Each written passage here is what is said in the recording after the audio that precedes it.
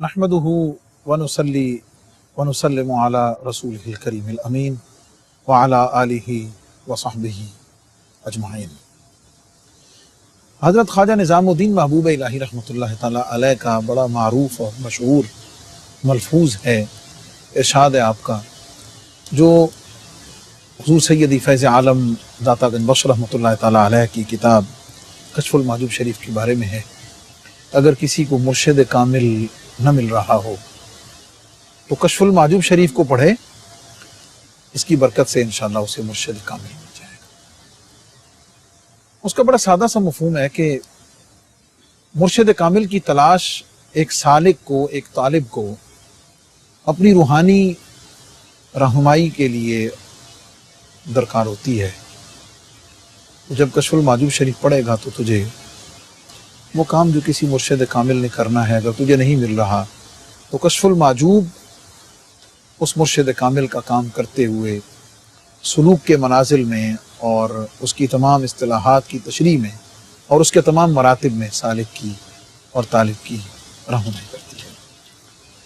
इसी जज्बे के साथ और इसी सोच के साथ हुज़ूर सैयदी फैज़ आलम दातागंज बख्श रहमतुल्लाह तआला अलैह की किताब कश्फुल महजूब शरीफ के हवाले से एक यूनिक प्रोग्राम जो तसव्वुफ़ की दुनिया में और यकीनन इल्म मारिफत की दुनिया में एक मुनफरिद एजाज़ का हामिल है, कश्फुल महजूब प्रोग्राम लेकर आपकी खिदमत में आपका मेज़बान मोहम्मद रमज़ान सालवी हाज़िर खिदमत है।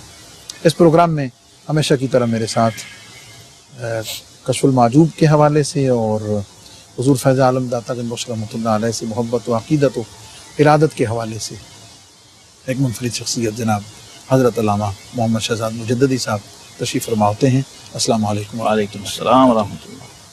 कश्फुल महजूब शरीफ के 11वें बाब में हुज़ूर फैज़ आलम दातागंज बख्श रहमतुल्लाह अलैह ने हज़रात अइम्मा तबा ताबईन रिज़वानुल्लाह तआला अलैहिम अजमाइन का जिक्र किया है।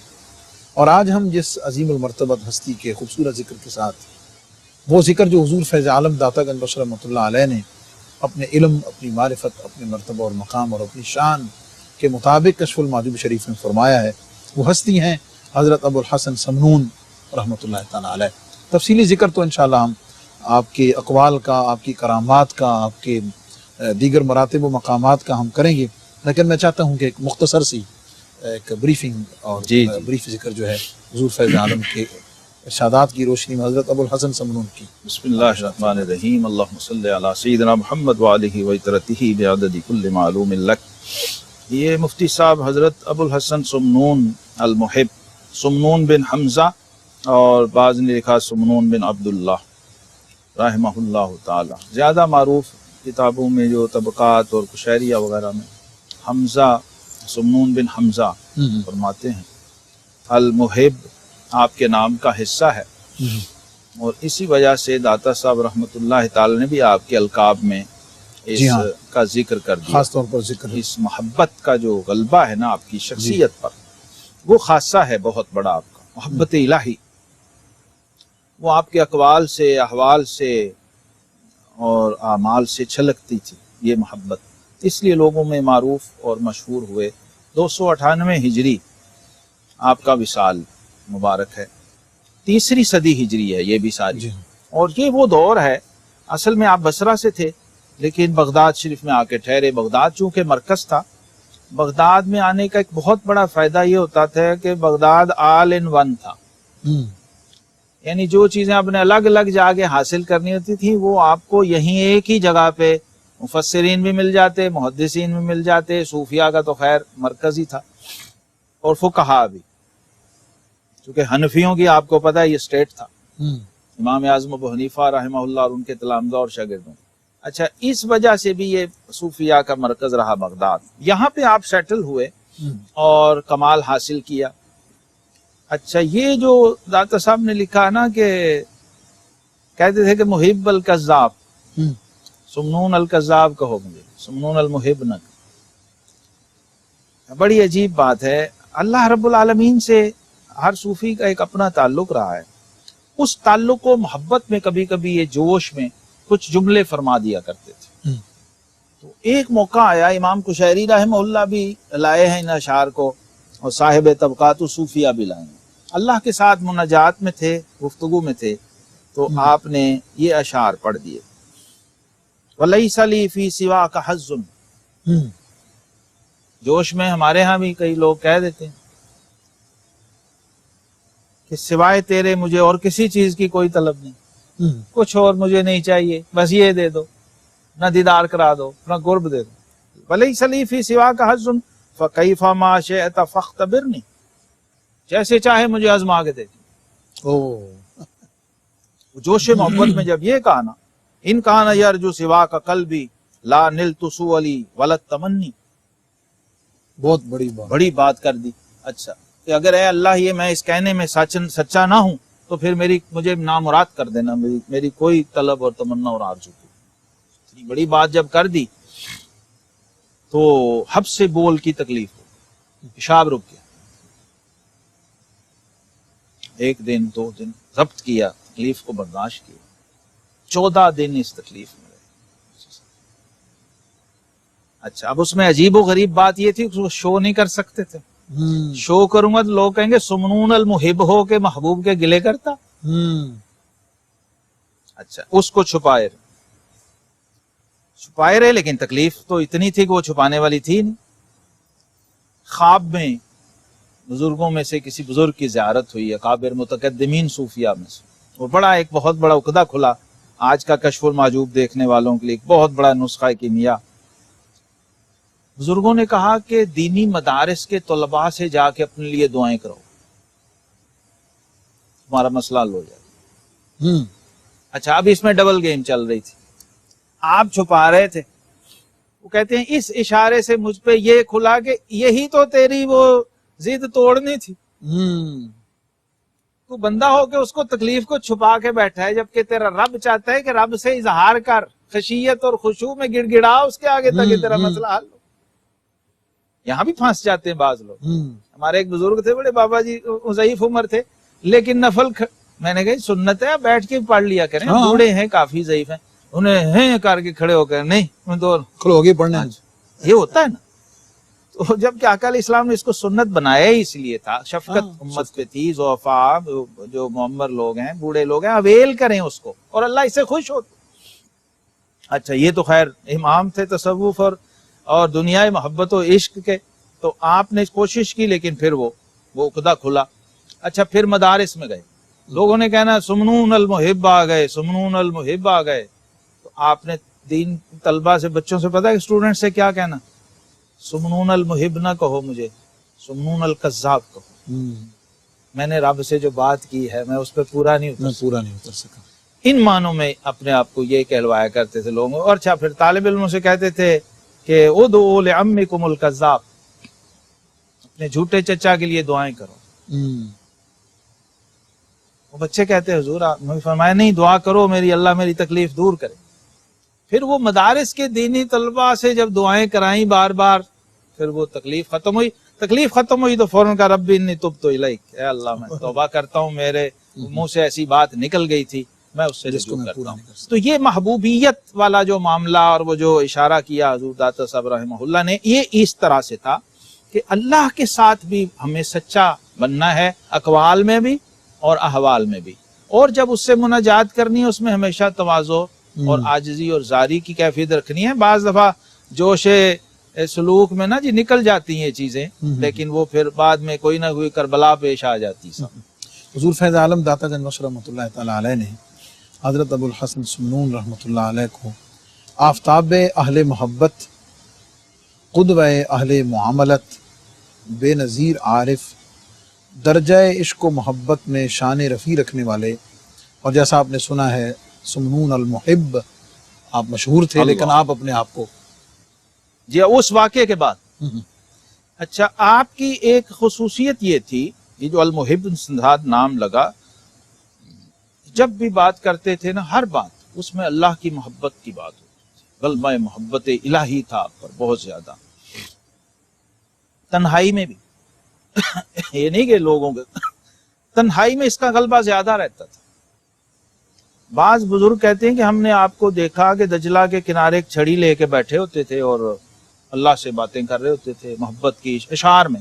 اچھا میں نے پڑھا ہے کہ آپ بہت بڑے اعلیٰ پائے کے شاعر بھی ہیں اور فی البدیع شاعر ہیں.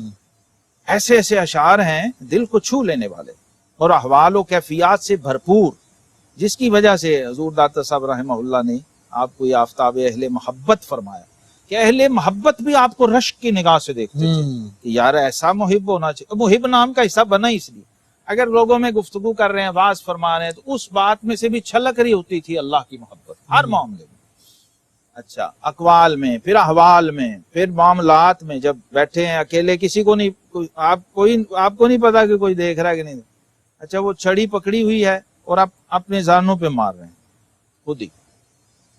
وہ کہتے ہیں کہ وہ جسم کی جو جلد تھی، کھال تھی، وہ سرخ ہو جاتی تھی، پھول جاتی تھی مار مار کے، اور اشعار پڑھ رہے ہوتے تھے اللہ کی محبت کے کہ اللہ تیری محبت میں میرا دل گم ہو گیا ہے، یعنی رب سے ہم کلام رب سے اپنی بے خودی میرا میں۔ دل گم ہو گیا ہے اللہ، وہ دل میں اب کہاں ڈھونڈوں، وہ مجھے واپس لوٹا دے۔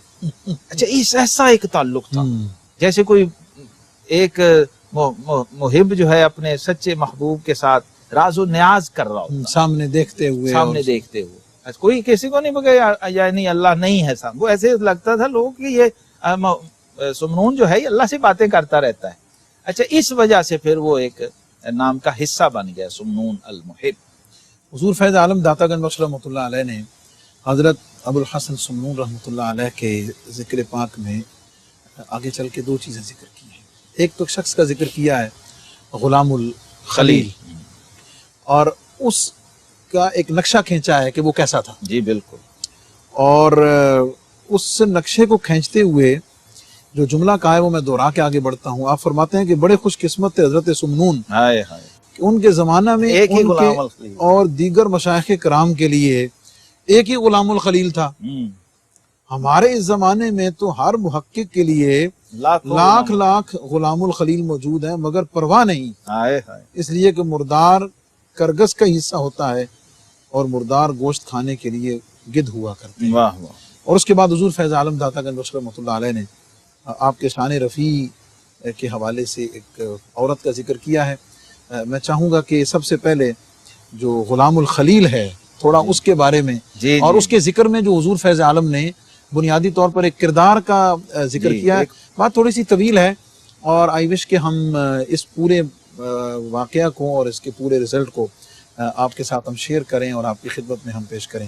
ایک وقفے کے بعد ہمارے ساتھ رہیے، واپس آتے ہیں مختصر سے وقفے کے بعد۔ ویلکم بیک معزز ناظرین، حضرت ابو الحسن سمنون رحمۃ اللہ علیہ کے ذکر پاک میں ان کے زمانے کے ایک شاطر شخص کا ذکر ہے جس نے اپنے آپ کو ایک صوفی اور درویش کی شکل میں ڈھالا ہوا تھا، اور آپ اس کے تعارف میں آپ خود یہ ارشاد فرماتے ہیں کہ اس کا کام یہ تھا کہ بد باطن بھی تھا، لباس تصوف میں امراء اور خلفاء کے دربار میں پہنچتا تھا، خاصان بارگاہ کے خلاف دربار شاہی میں زہر اگلتا تھا، اور اس کا مقصد صرف یہ تھا کہ خاصان بارگاہ کے فیوز سے لوگ محروم بھی رہیں اور ان کے فیض صحبت سے برکت بھی حاصل نہ کر سکیں، اور یہ ان کی نظروں میں جچا رہے اور فروغ صدق سے اس کا دروغ دب نہ جائے۔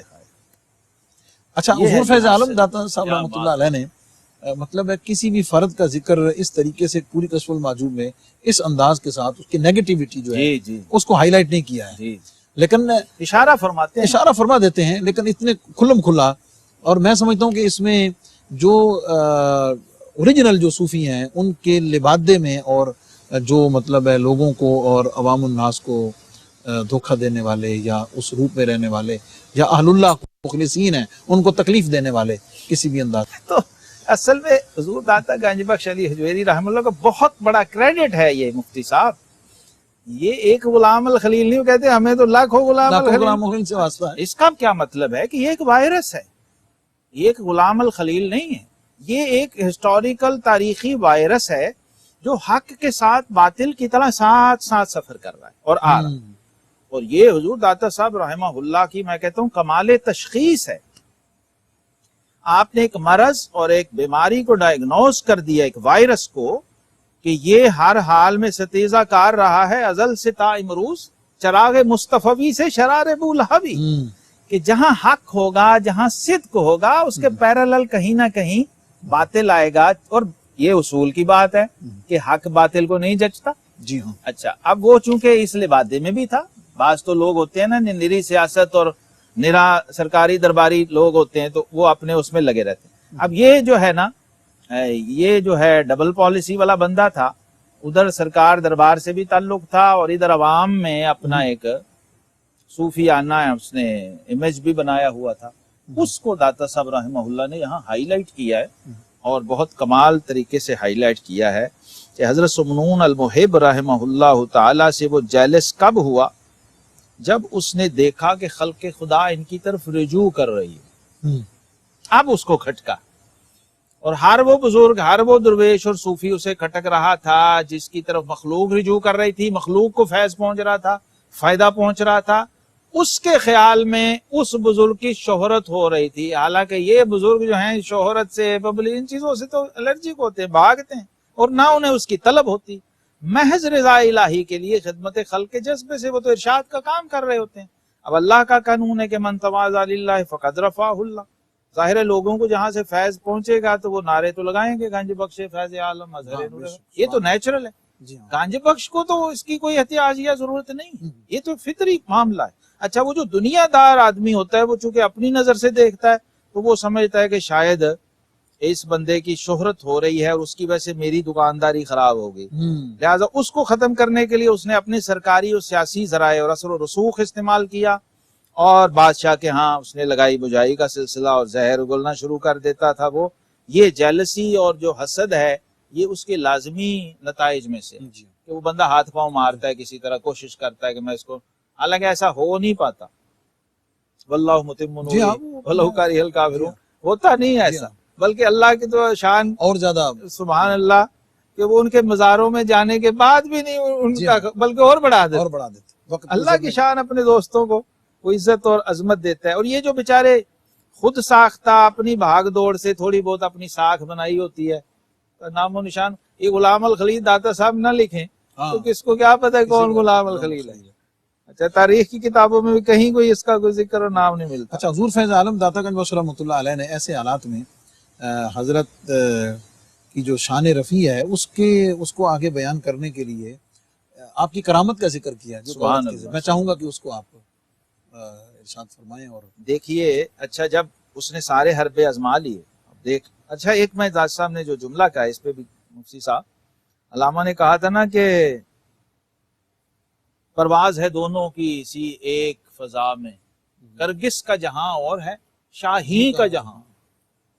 تو کرگس کی جو ضد ہے وہ شاہین ہے, پرندوں کی دنیا کا درویش ہے یہ کہ شاہین بناتا نہیں آشیانہ. اب یہاں مجھے لگتا ہے کہ غلام الخلیل گدھ کی شکل میں ابو الحسن سمنون المحب شاہین سے ٹکرانے کی کوشش کر بڑا. تو اب بھئی کہاں شاہین اور کہاں وہ جو عارف کھڑی فرماتے ہیں نا کہ قدر پھلاندہ گرج کی جانے مردے کھاون والی, یہ وہ گرج تھی, اس کو کیا پتا کہ یہ باغ ولایت کا کیسا گلے سرسبد ہے.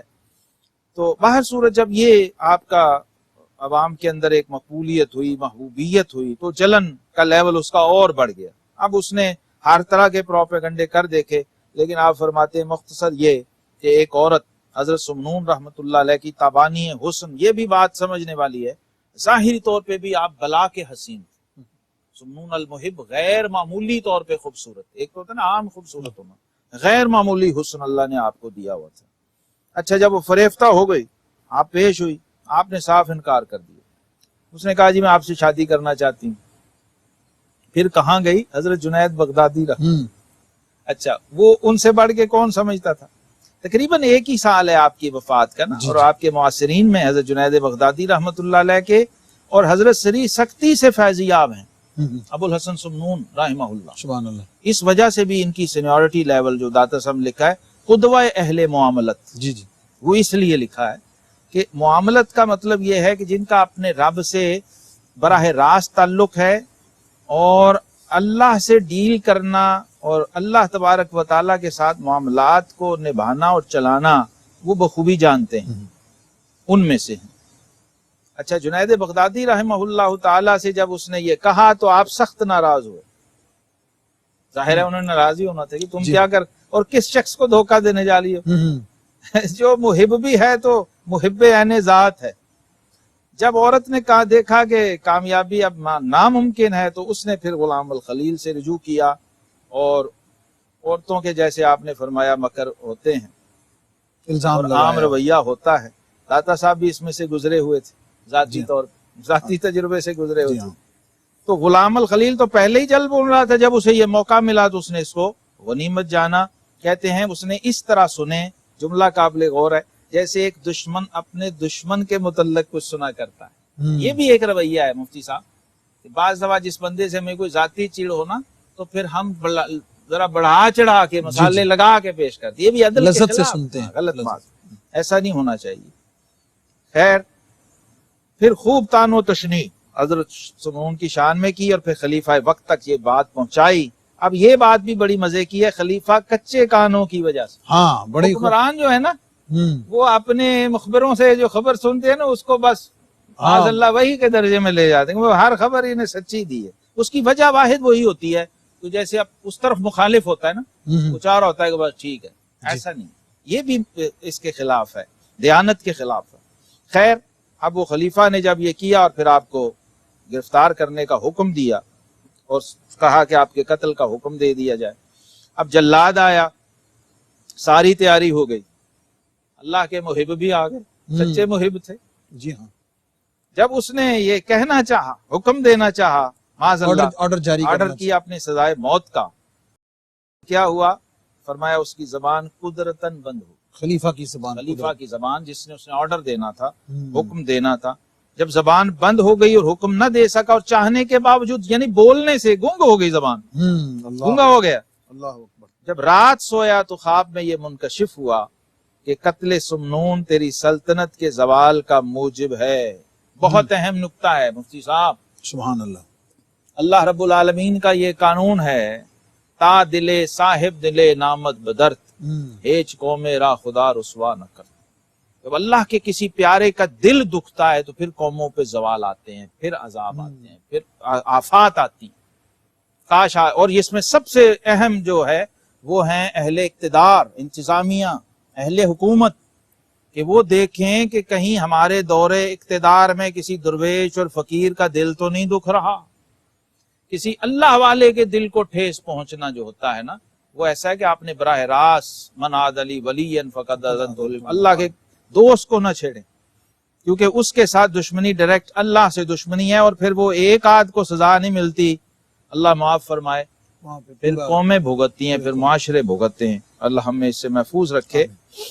اب جب یہ بات کہی تو دیکھیے اس میں بشارت میں کیا معنویت ہے مفتی صاحب. اس کو حاکم کو صرف اپنی سلطنت کی فکر ہوتی ہے نا, اسے نہیں ہے کہ یہ بڑی شان والا ہے نہ کر اس کی نہیں. فرمایا اگر اس سے مارے گا تیری سلطنت خراب. یعنی اس کی سوچ مزاج سوچ کے مزاج حکم اس کے مطابق دیا تاکہ اس کو مان لے. اس کی چونکہ ساری توجہ اپنی سلطنت کی طرف تھی.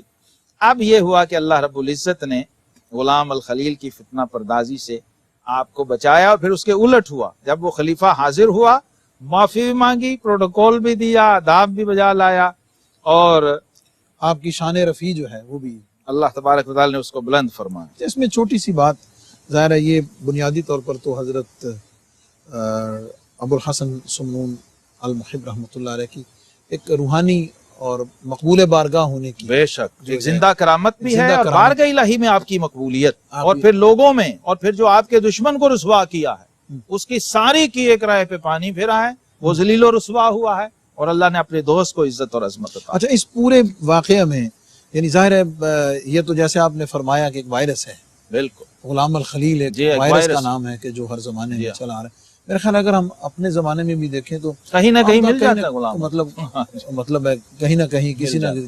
بلکہ ہمارے ایک استاد گرامی فرمایا کرتے تھے بھئی جو عالم دین ہے یا جو امام ہے وہ چونکہ العلماء ورثۃ الانبیاء کا مظہر ہے, تو اسے کسی نہ کسی ابو جہل کا سامنا ہوگا.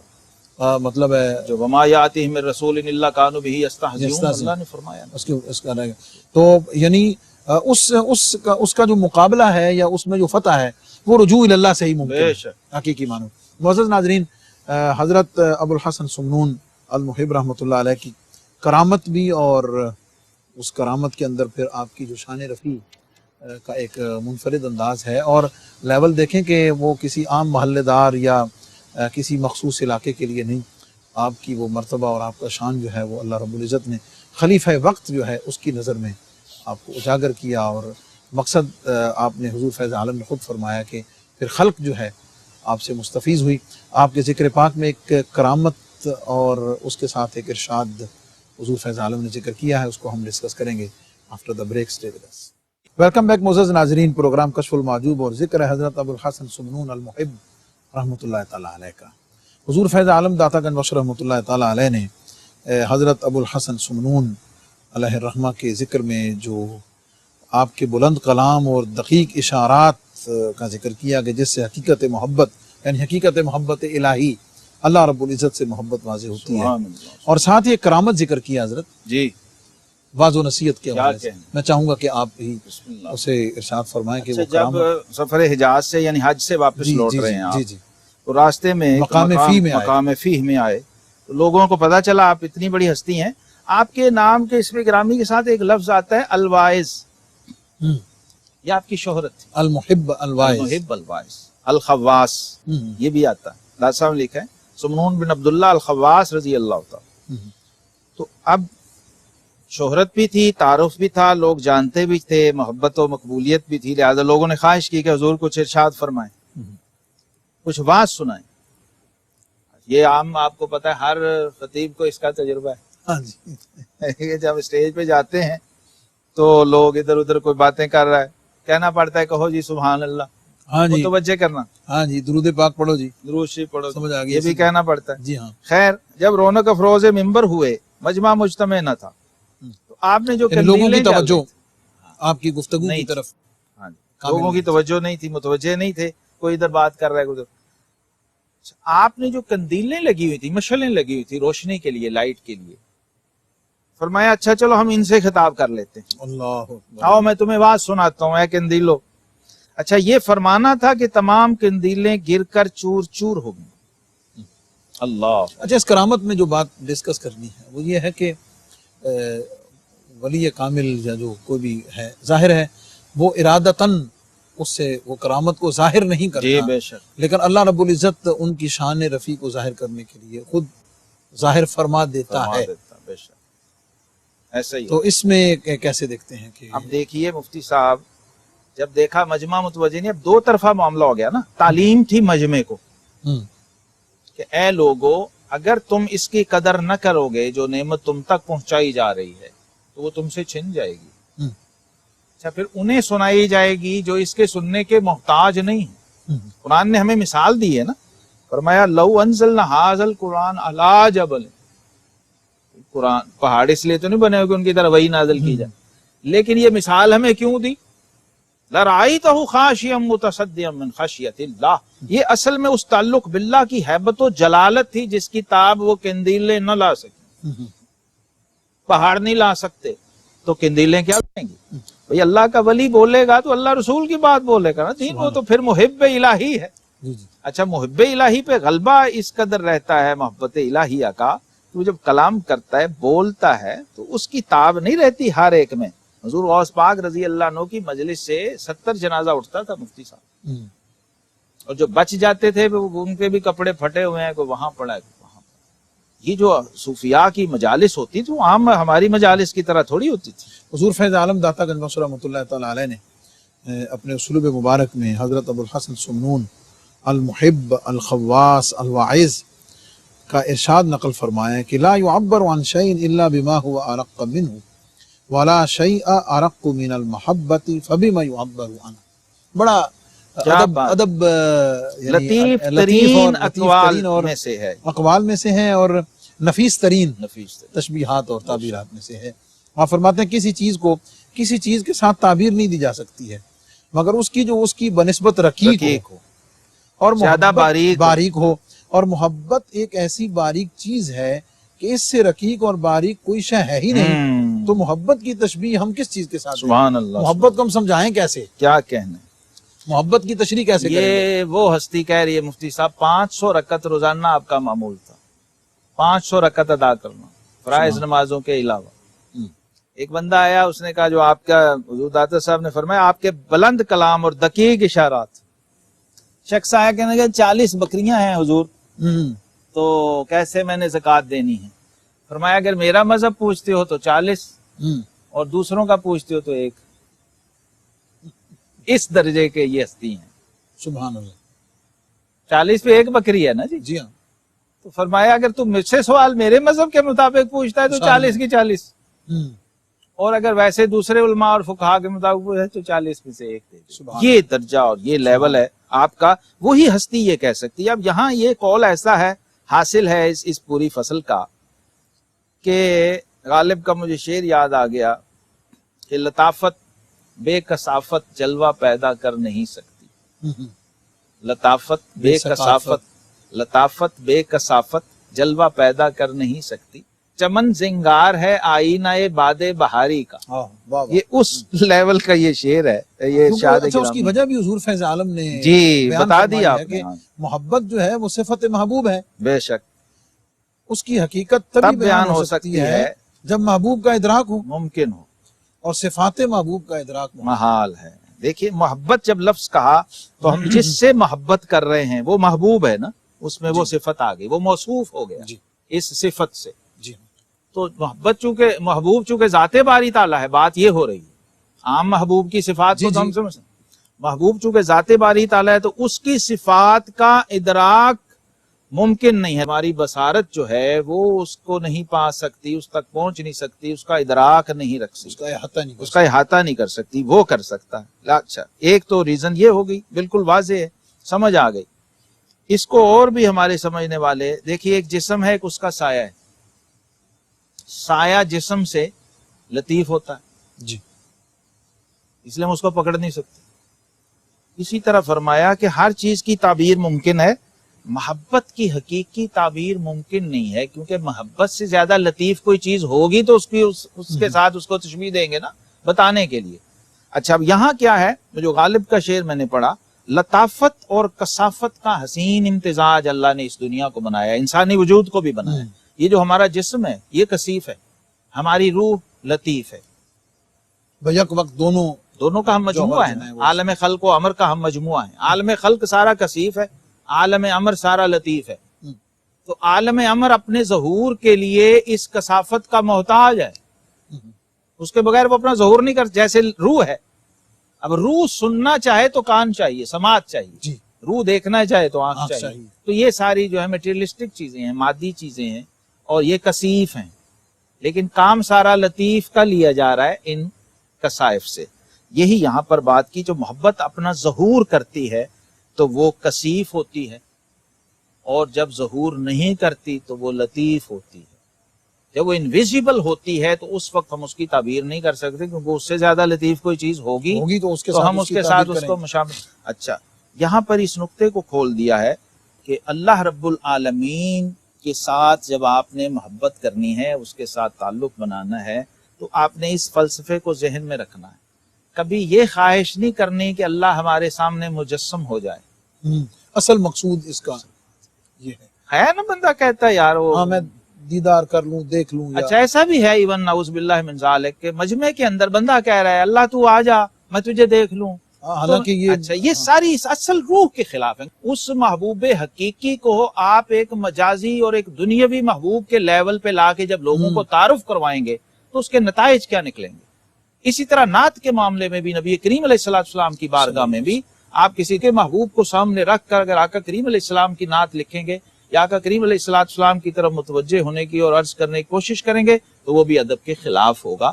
ان بزرگوں نے ہمیں محبت کا وہ پیمانہ اور معیار عطا فرمایا ہے جس پر آپ اللہ اور اس کے رسول صلی اللہ علیہ وسلم کے ساتھ ڈیل کر سکیں. ایک نفیس سی بات یہ ہے کہ اللہ رب العزت کی جو محبت کی نعمت عطا ہوئی ہے اس کو کسی اور چیز سے پرکھنے یا چیک کرنے یا اس کو جی پہلی بات تو نقص یہ ہو, ٹیکنیکل خامی ہوگی. اچھا, دوسری بات کہ خواہش, جیسے پہلے گزرا کہ وصال و فراق سے وہ ماورا ہوتے ہیں.